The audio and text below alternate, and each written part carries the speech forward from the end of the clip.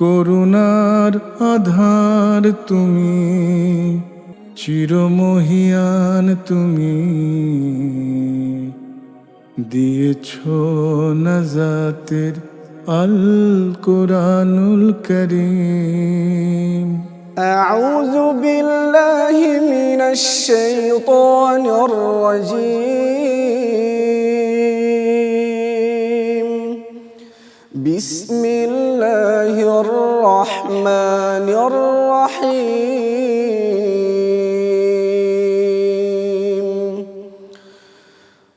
صبغة الله ومن أحسن من الله صبغة ونحن له عابدون.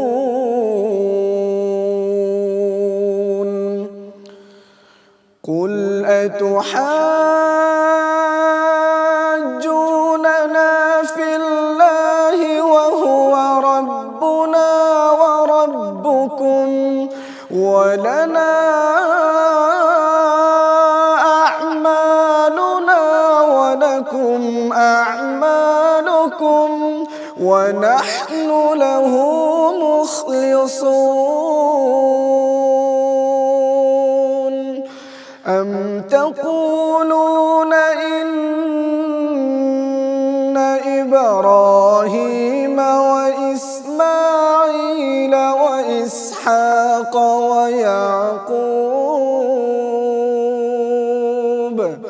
ويعقوب والأسباط كانوا هودا أو نصارى؟ قل أأنتم أعلم أم الله؟ ومن أظلم ممن كتم شهادة عنده من الله وما الله بغافل عما تعملون.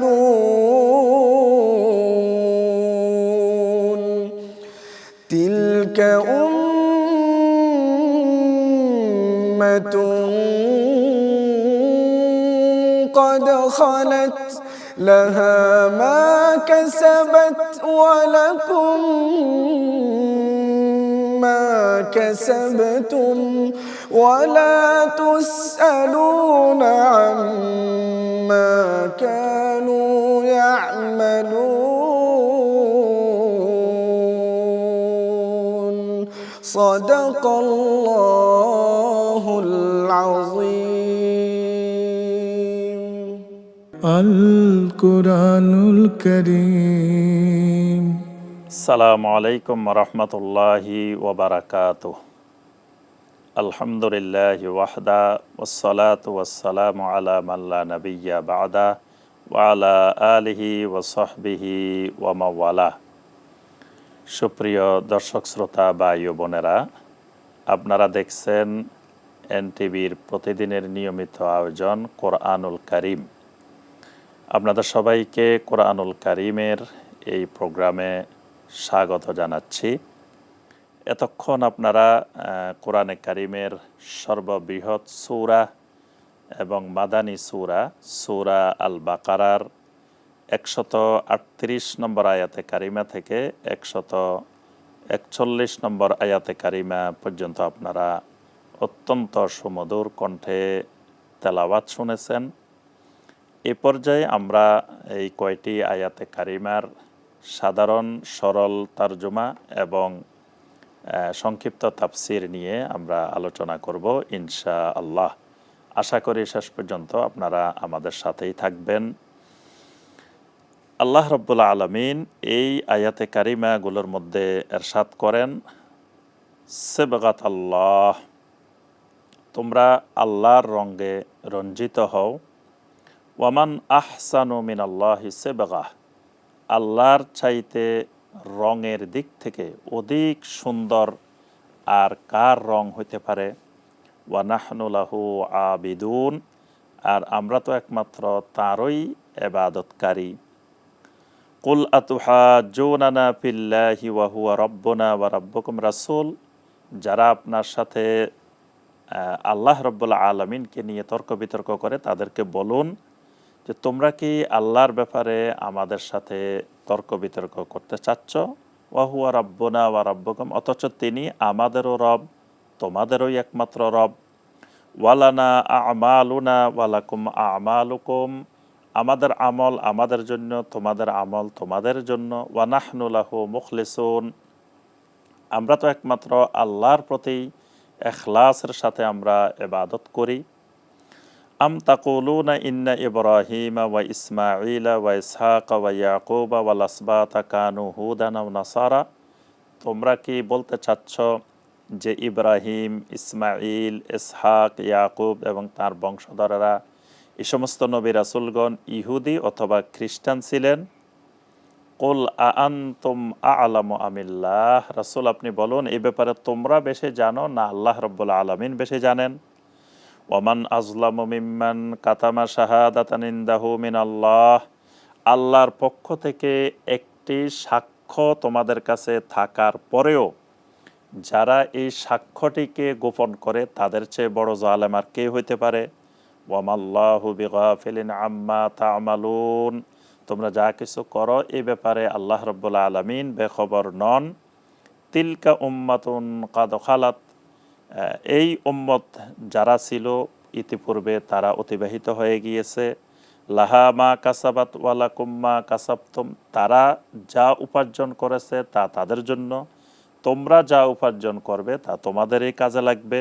ওয়ালা তুসআলুনা আম্মা কানু ইয়ামালুন, তারা কি কাজ করতো এই ব্যাপারে তোমাদেরকে জিজ্ঞাসাবাদ করা হবে না। এই ছিল আয়াতে কারিমাগুলোর সরল তর্জমা। এবার আমরা এই আয়াতে কারিমাগুলোর সংক্ষিপ্ত তাফসিরে আসি। আল্লাহ রব্বুল আলামিন এখানে প্রথম 138 নাম্বার আয়াতে কারিমায় যে বিষয়টি বলছেন সেবগাত আল্লাহ, আল্লাহর রঙে রঞ্জিত হওয়ার জন্য বলছেন। তো আল্লাহর রং বলতে কি বোঝানো হয় এই বিষয়টি আমাদের বোঝা দরকার। এবং আল্লাহ পাক বলছেন যে ওয়ামান আহসানু মিনাল্লাহি সিবগা, আল্লাহর রঙের চাইতে আর সুন্দর রং কার রং হতে পারে? এই রঙের প্রসঙ্গ এখানে আসার কারণ হলো ইহুদিরা যখন কোনো ব্যক্তি ইহুদি ধর্ম গ্রহণ করে তখন তাকে একটা রঙিন পানি দিয়ে তাকে গোসল করাইতো, এবং এই পদ্ধতিটি খ্রিস্টানদের মধ্যেও প্রচলিত আছে। তারা যখন কাউকে ব্যাপটিস করে তখন তারা এই রং দিয়ে, হলুদ রং দিয়ে তারা গোসল করায়। এটা বিভিন্ন ধর্মে প্রচলিত একটি বিষয়। তো আল্লাহ রাব্বুল আলামিন এই আয়াতে কারিমায় তাদের এই রং দিয়ে গোসল করানো, যে এর মাধ্যমে তারা যে মনে করে লোকটি পবিত্র হয়ে গেল, মানুষটি মানে পুরোপুরি ধর্মে প্রবেশ করলো, এই যে তাদের ভিতরে বিভিন্ন ধরনের চিন্তা চেতনা, আল্লাহ রাব্বুল আলামিন তা বাতিল করে আল্লাহ পাক বলেন এই রং দিয়ে গোসল করানোর মধ্যে কোনো ধরনের কোনো কল্যাণ নেই, বরং কল্যাণ হলো সেবাগাত আল্লাহ, কল্যাণ হলো আল্লাহর রং দিয়ে রঞ্জিত হওয়া। আল্লাহর রং দিয়ে রঞ্জিত হওয়া মানে আল্লাহ রাব্বুল আলামিনের উপরে ঈমান আনা তাওহীদের ভিত্তিতে, এবং আল্লাহ সুবহানাহু ওয়া তাআলার হুকুম, আল্লাহর নির্দেশ মানা।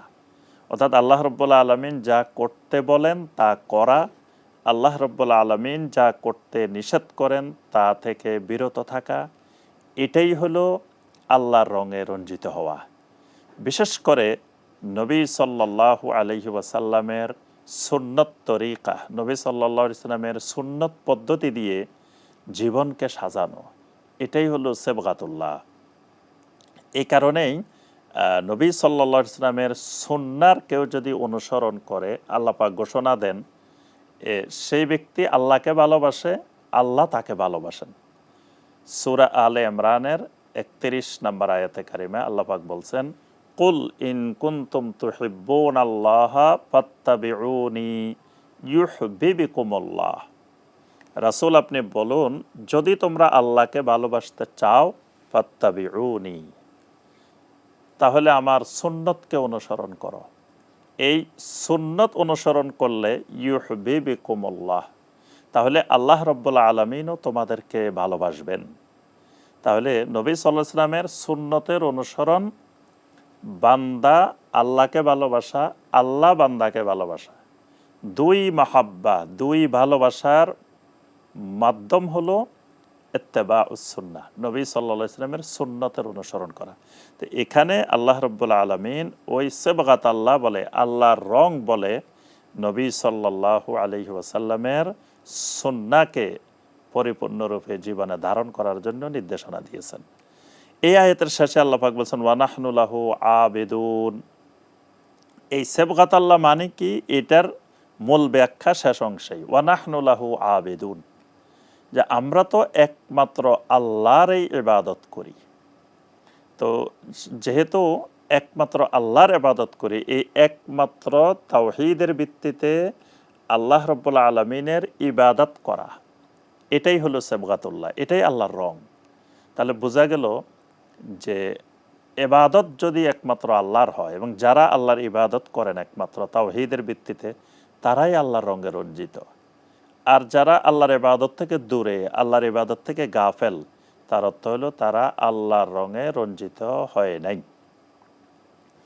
এরপরে 139 নম্বর আয়াতে কারিমায় আল্লাহ পাক বলছেন যে আল্লাহকে নিয়ে বাদানুবাদ, আল্লাহকে নিয়ে তর্ক বিতর্ক। আল্লাহকে নিয়ে তর্ক বিতর্ক বলতে মানে আল্লাহ আছেন এই ব্যাপারে কারো দ্বিমত ছিল না। নবী সাল্লাল্লাহু আলাইহি ওয়াসাল্লাম যখন দাওয়াত দিচ্ছিলেন, আল্লাহ আছেন, আল্লাহ সব কিছু সৃষ্টি করেছেন, আল্লাহ সবাইকে রিজিক দেন, আল্লাহ সব কিছু পরিচালনা করেন, এই ব্যাপারে তাদের আপত্তি না।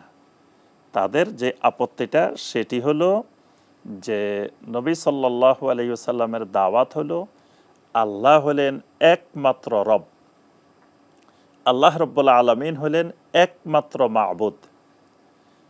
তারা এই পয়েন্টে তারা নবী সাল্লাল্লাহু আলাইহি ওয়াসাল্লামের সাথে একমত না। তাদের বক্তব্য হলো যে আল্লাহ রাব্বুল আলামিন রব ঠিক আছে, তবে তিনি ছাড়াও আরও রব আছে, আল্লাহ ছাড়া আরও অনেক রব আছে, আল্লাহ ওই রবগুলোর প্রধান রব, আল্লাহ ছাড়া আরও অনেক মাবুদ আছে, তো আল্লাহ হলেন সেই মাবুদগুলোর প্রধানতম মাবুদ। যেটি সূরা সোয়াদের 5 নম্বর আয়াতে মুশরিকেরা কাফেরেরা যেটি বলছে, আল্লাহ পাক সেই কথাটি সেখানে তুলে ধরে। আল্লাহ পাক বলছেন, কাফেরেরা বলতো আজআলাল আলিহাতা ইলাহান ওয়াহিদা ইন্না হাযা লাশাইউন উজাব, যে অসংখ্য মাবুদের মধ্য থেকে একমাত্র আল্লাহকে আমরা মাবুদ ঠিক করব, এটি তো একটি মহা আশ্চর্যজনক বিষয়। তাহলে বোঝা গেল আল্লাহ নিয়ে বিতর্ক হলো মানে আল্লাহকে একমাত্র রব মানা, একমাত্র মাবুদ মানা। এজন্য এই আয়াতে আল্লাহ বলছেন ওয়া হুয়া রাব্বুনা ওয়া রাব্বুকুম, যে আল্লাহই তো একমাত্র আমাদেরও রব, তোমাদেরও রব। আর আমাদের আমলের ব্যাপারেও হিসাব নিকাশ আল্লাহর কাছে, তোমাদের আমলের হিসাব নিকাশও একমাত্র আল্লাহ রাব্বুল আলামিনের কাছে। আজকের তাফসীর আমরা যেই আয়াতে কারিমাগুলোর উপরে আলোচনা করছি, সূরা আল বাকারার 138 থেকে 141 নম্বর আয়াতে কারিমা পর্যন্ত। তো আমরা 138 এবং 139 নম্বর আয়াতে কারিমা আমরা বিরতির পূর্বে আলোচনা করেছি। 139 নম্বর আয়াতে কারিমার শেষ দিকে আল্লাহ পাক বলছেন ওয়া নাহনু লাহু মুখলিসুন, যে আমরা তো একমাত্র আল্লাহকেই ইখলাসের সাথে মেনে নিয়েছি। মুখলিসুন, এই মুখলিসুন শব্দটি কোরআনে কারিমে অনেক আয়াতে আল্লাহ পাক ব্যবহার করেছেন। এটি খুবই গুরুত্বপূর্ণ একটি শব্দ, ইখলাস থেকে মুখলিসুন। কোরআনে কারিমের একটি সূরাই আছে সূরা আল ইখলাস, এবং সূরা আল ইখলাস সুলুসুল কোরআন, কোরআনে কারিমের 1/3 সমান। ইখলাস মানে হলো তাওহীদ, অর্থাৎ শিরিক মুক্ত থাকা, পরিপূর্ণ তাওহীদের উপরে থাকা, এটিকে কোরআনে কারিমের ভাষায় বলা হয় এটি ইখলাস। তো এখানে আল্লাহর ব্যাপারে আল্লাহ পাক বলছেন যে একজন ঈমানদার সে ঘোষণা দিবে যে ওয়া নাহনু লাহু মুখলিসুন, আমরা তো একমাত্র ইখলাসের সাথে আল্লাহকে মেনে নিলাম। 140 নম্বর আয়াতে কারিমায় আল্লাহ রাব্বুল আলামিন আরেকটি ইহুদি এবং খ্রিস্টানদের ভ্রান্ত বিশ্বাস আল্লাহ পাক দূর করেছেন, এবং এই ভ্রান্ত বিশ্বাসটি যেন কারো মধ্যে অনুপ্রবেশ না করে সে ব্যাপারে আল্লাহ পাক সতর্ক করেছেন। বিষয়টি ছিল ইহুদি এবং খ্রিস্টান এরা এমনভাবে ইব্রাহিম আলাইহিসসালামকে এবং ইব্রাহিম আলাইহিসসালামের দুই সন্তান ইসমাইল আলাইহিসসালাম এবং ইসহাক আলাইহিসসালামকে, এরপরে ইয়াকুব আলাইহিসসালামকে, ইয়াকুব আলাইহিসসালামের বংশের বাকি নবী রাসূলদেরকে তারা এমনভাবে উপস্থাপন করত, এমনভাবে তুলে ধরত যে মনে হয় যেন তারা ইহুদি ছিলেন অথবা নাসারা ছিলেন। আসলে এই সমস্ত নবী রাসূল আম্বিয়া আলাইহিমুসসালাম ইহুদিও ছিলেন না, খ্রিস্টানও ছিলেন না, নাসারাও ছিলেন না। তারা কি ছিলেন? তারা সত্যিকার অর্থে একজন মুসলিম ছিলেন। যত নবী রাসূল পৃথিবীতে এসেছেন সমস্ত আম্বিয়া আলাইহিমুসসালাম তারা ছিলেন মুসলিমুন, তারা ছিলেন মুসলিম, এবং মানুষকে তারা মুসলিম হওয়ার জন্যই দাওয়াত দিতেন। আল্লাহ রাব্বুল আলামিন কোরআনে কারিমে অনেক জায়গায় উল্লেখ করেছেন। ইব্রাহিম আলাইহিস সালামকে আল্লাহ পাক বললেন, ইদ ক্বালা লাহু রাব্বুহু আসলিম ক্বালা আসলামতু লিরাব্বিল আলামিন। ইব্রাহিম আলাইহিস সালামকে যখন আল্লাহ পাক বললেন যে তুমি মুসলিম হয়ে যাও, ইব্রাহিম আলাইহিস সালাম বললেন আসলামতু লিরাব্বিল আলামিন, আমি আল্লাহ রাব্বুল আলামিনের প্রতি আত্মসমর্পণকারী মুসলিম হয়ে গেলাম। তাহলে তাদের যে দাবি, তাদের যে আকীদা যে ইব্রাহিম আলাইহিসসালাম, ইসমাইল আলাইহিসসালাম, ইসহাক আলাইহিসসালাম তারা ইহুদি ছিলেন অথবা নাসারা ছিলেন, আল্লাহ পাক বলেন তোমরা কি এটাই বলতে চাও? আসলে আনতুম আ'লামু আমিল্লাহ, তোমরা বেশি জানো না আল্লাহ পাক বেশি জানেন। অর্থাৎ তারা ইহুদিও ছিলেন না, খ্রিস্টানও ছিলেন না। তো ইহুদি খ্রিস্টান কখন উৎপত্তি হইল? ইয়াকুব আলাইহিসসালামের অনেকগুলো সন্তান, আমরা সূরা ইউসুফের মধ্যে ইউসুফ আলাইহিসসালামের যে ঘটনা আমরা দেখি সেখানে আল্লাহ পাক ইয়াকুব আলাইহিসসালামের সন্তানদের বর্ণনা করেছেন। তো ইয়াকুব আলাইহিসসালামের 12টি সন্তান। তো 12টি সন্তানের মধ্যে বড় সন্তান যে সন্তানটি তার নাম ছিল ইয়াহুদা। পরবর্তীতে এই মুসা আলাইহিসসালামের উম্মতেরা, এই বানি ইসরাইলেরা, তারা নিজেদেরকে আর মুসলিম পরিচয় না দিয়ে তারা ইয়াকুব আলাইহিসসালামের বড় সন্তান ইয়াহুদার নাম ধারণ করে তারা নিজেদেরকে আলাদা একটা গোষ্ঠী হিসাবে, সম্প্রদায় হিসাবে নিজেদেরকে ইহুদি পরিচয় দেওয়া শুরু করে।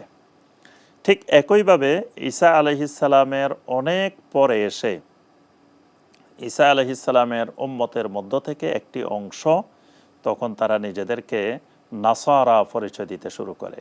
যেহেতু ঈসা আলাইহিসসালাম তাদেরকে বলছিলেন মান আনসারি ইলাল্লাহ ক্বালাল হাওয়ারিয়ুনা নাহনু আনসারুল্লাহ, যে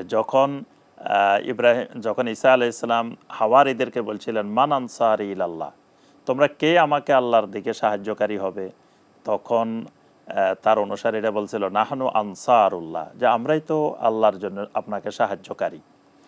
এই যে সাহায্যকারী আনসারুল্লাহ, মান আনসারি, এই কথাগুলো ঈসা আলাইহিস সালাম বলছিলেন, তারা বলছে, এখান থেকে তারা নিজেদেরকে নাসারা পরিচয় দেওয়া শুরু করে।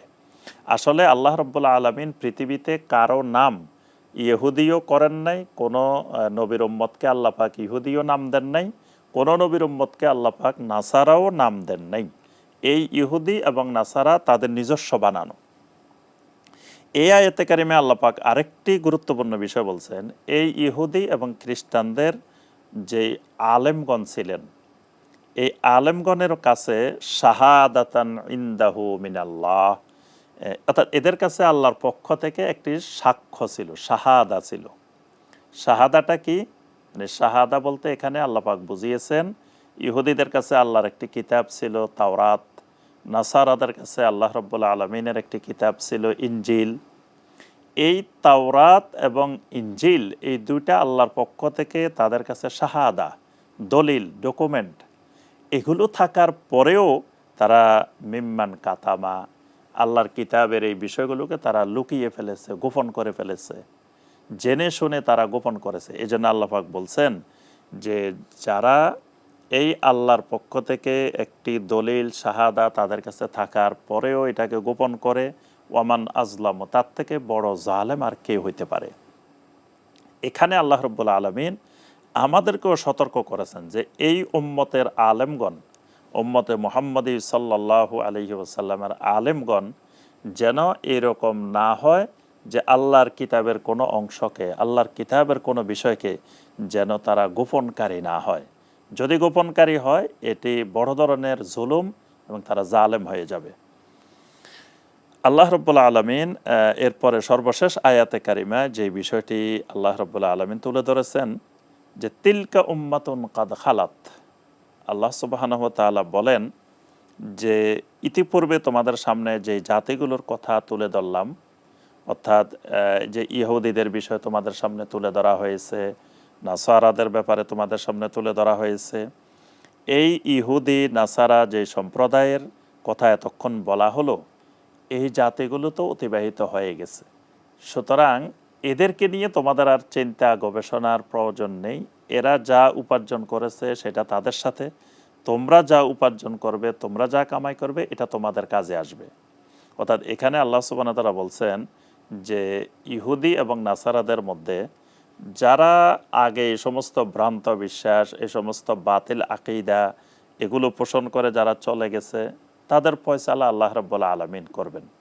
কিন্তু তোমরা যারা এখন জীবিত আছো, অর্থাৎ এই কোরআন নাজিলের সময় যারা জীবিত আছো বা কিয়ামত পর্যন্ত যারা পৃথিবীতে আসবে, এরা যদি এই কোরআন আসার পরে, এই দাওয়াত আসার পরেও যদি তাদের পূর্বের লোকদের ন্যায় অস্বীকার করে, পূর্বের লোকদের ন্যায় ভ্রান্ত বিশ্বাস পোষণ করে, আল্লাহ পাক বলেন তাহলে তোমাদেরকে এই ব্যাপারে রেহাই দেওয়া হবে না, তোমাদেরকে অবশ্যই জবাবদিহি করতে হবে।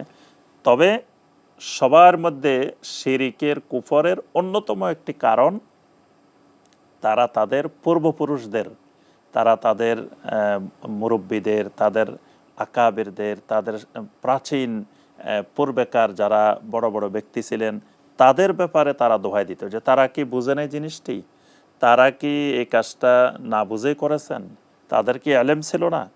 তা আল্লাহ পাক সেই বিষয়টি খণ্ডন করে বলেন ওয়ালা তুসআলুনা আম্মা কানু ইয়ামালুন, তারা যে কাজগুলো করেছে এই ব্যাপারে তোমাদেরকে কোনো জিজ্ঞাসাবাদ করা হবে না, বরং তোমরা কি করবে, তোমাদের কার্যক্রম, তোমাদের আমল, এগুলো সম্পর্কে তোমাদেরকে জিজ্ঞাসাবাদ করা হবে।